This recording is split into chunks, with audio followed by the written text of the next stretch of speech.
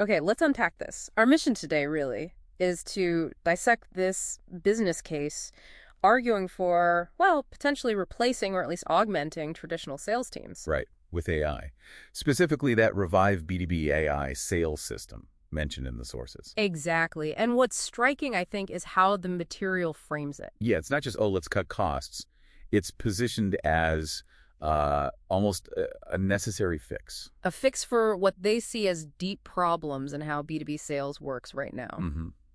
Deep structural decay is how they put it. And the numbers kind of back that up, don't they? The core issue seems to be inefficiency. Totally. Salespeople spending, what, up to 65% of their time not actually selling? Right. Admin, internal meetings, data entry. That CRM time alone is wild. 5.5 hours a week just on updates. That's like an inefficiency tax, as you called it before we started. Exactly. And that tax, well, it clearly impacts performance. I mean, almost 70%, 69% of reps missing quota last year? That's staggering. It really is. So you've got high costs, variable costs, and unpredictable results. Perfect storm for something new. Okay, so let's talk about that something new, the AI solution. How did the finances stack up? This is key. We're comparing the fully loaded cost of a person Versus the AI. And it changes the whole expense model, right?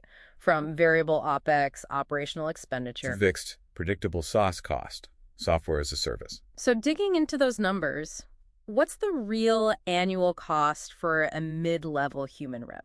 The analysis puts it around $112,664. That includes salary, sure, but also benefits, payroll, taxes, about 30% extra there, plus commissions, training, tech. Okay, 112K and change. Now, the Revive AI system. Much lower. Total annual OpEx, just $39,000. Then how did that break down? It's mostly the subscription.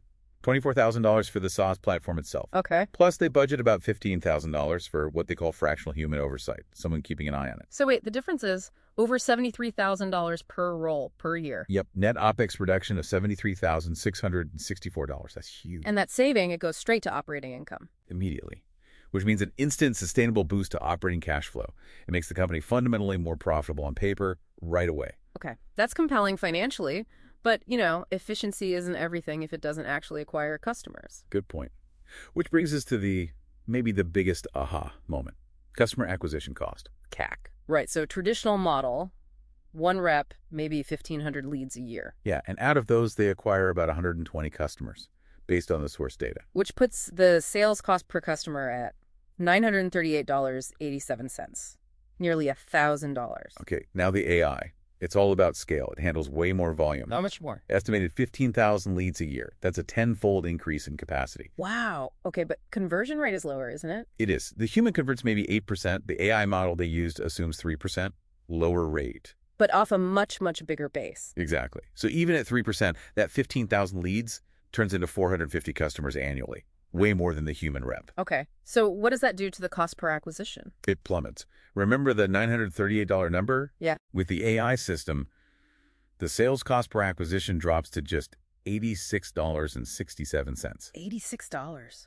Down from almost $1,000. It's a reduction of over 90%. Yeah. It's pretty incredible from an efficiency standpoint. Okay, that's a massive shift. But it does raise that strategic question. What happens to the humans if AI is handling the top of the funnel so well? Right. Are we just eliminating roles? The sources suggest not exactly. No. The idea is to rescope the role. Liberate them, actually. Liberate them from that 65% of admin and friction you mentioned. Precisely. So they can focus 100% on the things humans do best.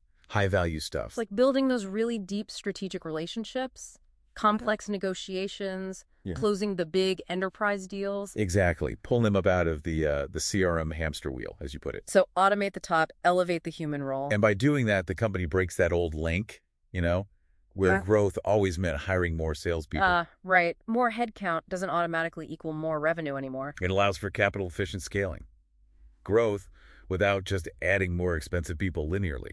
And some sectors seem like obvious first movers here. Definitely. Like SaaS, financial services, places with complex sales cycles and already high costs to get a lead. Yeah, that financial services CPL, cost per lead, averaging $461. That's steep even before you try to convert them. So the whole goal seems to be shifting sales, moving it away from being this kind of high-cost, unpredictable art. And towards something more like a data-driven, predictable science. Makes sense. Yeah. Okay, so maybe a final thought then for you listening. If your company could genuinely save that $73,000 per sales role, Where else could you strategically reinvest that capital? Yeah, beyond just sales, where would that money accelerate growth the most? Something to think about.